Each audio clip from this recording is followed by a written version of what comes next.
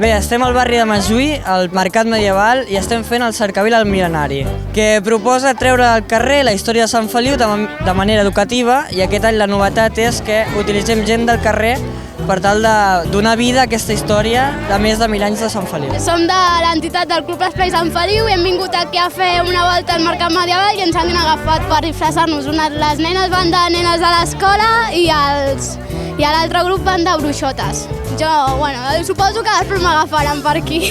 Hem organitzat el Cercavila en segles, llavors començaríem pel primer, que seria la primera referència històrica de Sant Feliu, a les monges del convent de Valldonzella i les seves disputes amb els senyors per mantenir el bosc. Quan les monges se'n van adonar, els van insultar, apedregar i van fer soroll amb plats i olles per fer-los fora i defensar el territori.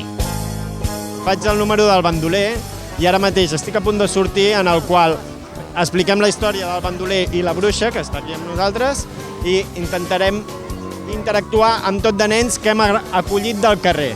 Vinga, espera. Entre finals del segle XVI i principis del XVII, coneixem l'existència d'un bandoler molt temut, en Francesc Esbert, i d'una dona remeiera que va ser acusada de bruixeria, Blanca Bardiera. En aquests segles, tant el bandolerisme com la bruixeria eren temes que feien molta por, sobretot als nens.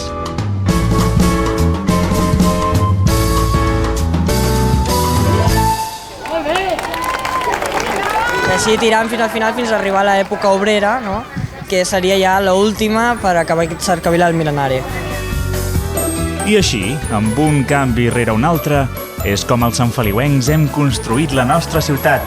Aquests són alguns dels episodis de la nostra història.